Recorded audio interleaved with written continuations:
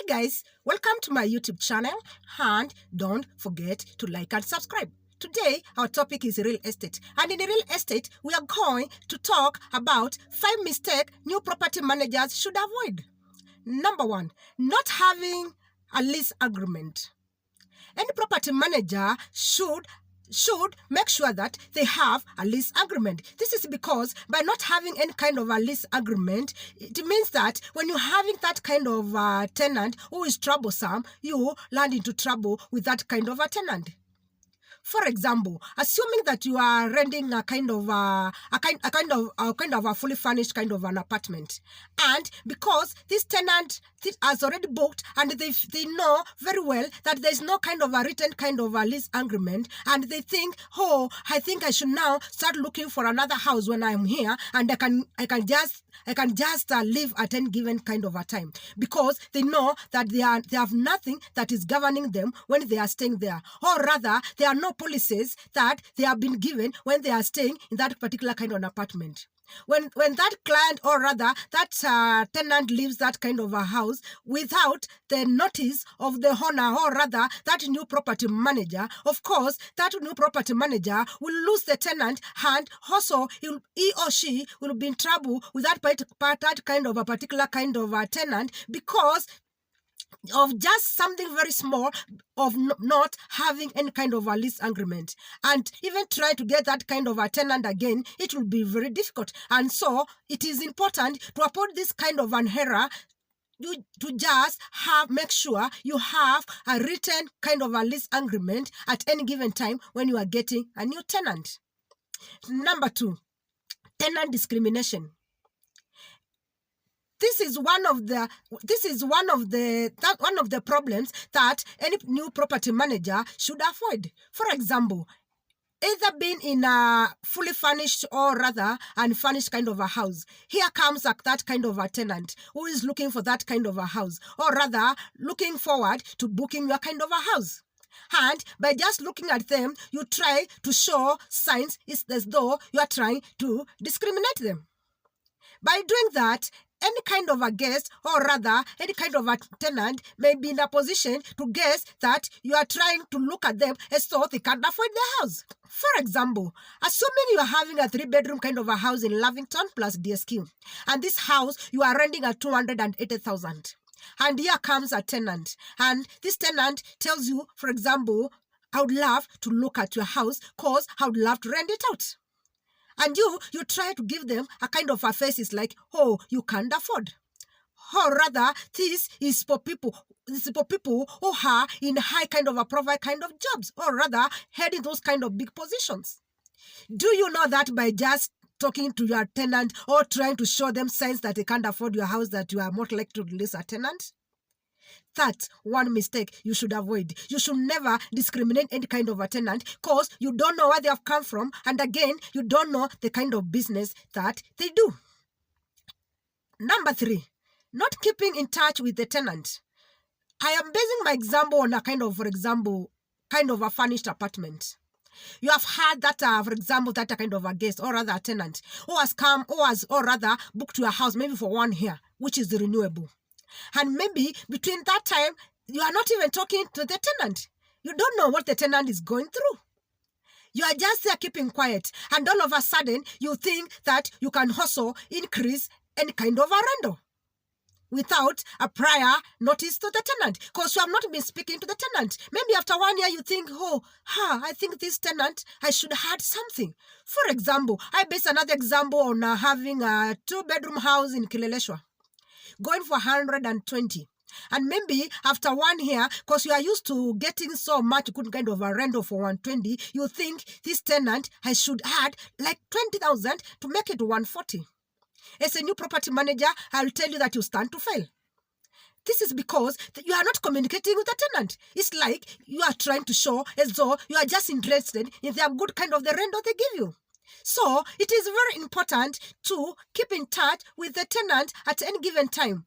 And any property manager having a client, or rather a guest occupying their house, within once in a while, it's good to just say, hi, good morning, or rather, good evening. how are you doing? How could you be having some problems? Or rather, how is your experience when you are staying? By keeping just that small kind of communication, it can make you even that kind of tenant or guest occupying your house to even give you more referrals. Maybe this person has come here like just to come and just for a vacation, and maybe they have friends who are out there, maybe for example abroad, and they are looking, for example, for a place where they could get a good kind of a good full furnished kind of an apartment. And the guests you have, because the good kind of communication you have, they will be feeling so good, or rather they will be in a position to give you more referrals, hence increasing your kind of rental income. Again, not staying on top of maintenance and repairs. As a new property manager, it is very important to check of any kind of repairs that are needed in any kind of a house, whether it is a furnished or not furnished kind of a house. Any repairs, all those small kind of repairs that one does, they make the tenant to stay longer, or rather they act like a kind of a tenant kind of a retention, kind of. This is because any kind of a tenant seeing that, for example, when they are occupying their house, and for example, maybe the house maybe inside, maybe there are some little cracks, or maybe there are some kind of taps that are not working, and they find that anytime they communicate, for example, with the owner of the apartment, or rather to their new property kind of a manager, they work very fast when they are repairing, they are doing those kind of repairs. And anytime they see that their problems are being solved immediately, of course, it will make them stay longer. Or rather, they will not even be thinking of looking for another kind of a house. Reason, they are feeling they are staying from far away from home. For example, if it's a fully furnished house, at ease.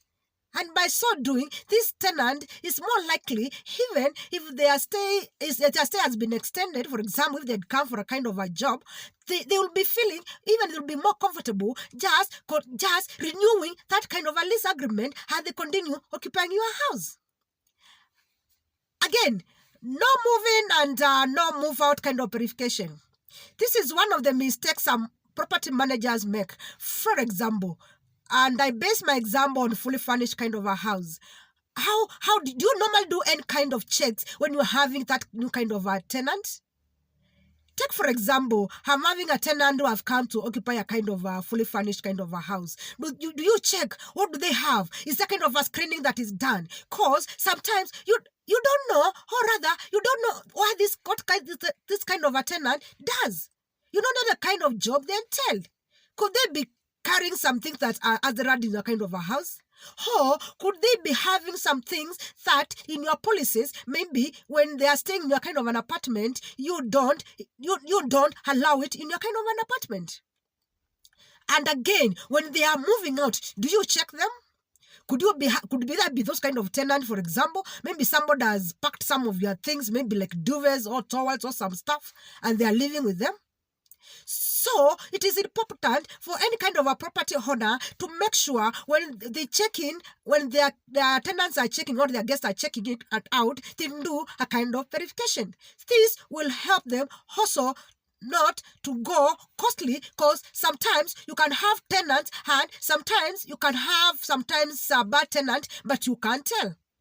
For example, you could have a tenant and maybe they have had, or rather from another kind of a guest, that you don't do any kind of verification when they are moving and checking out. Maybe somebody could live with something that is very costly that you have installed in your kind of a house. And by the time you realize what is missing, the tenant is already gone. You have already given them their papers, their documents, and you can't place them anywhere. So in that, you'll have to go deeper into your pockets and try to replace that kind of an item that is missing. So it is very important to make sure that you do a check-in and check-out kind of verification every time you have a tenant. And by doing so, you stand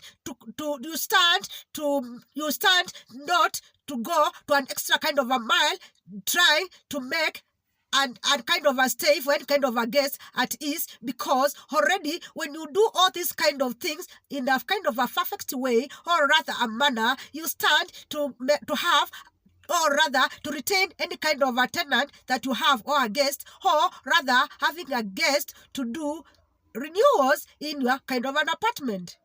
And it's all that for today. Till next time, bye-bye.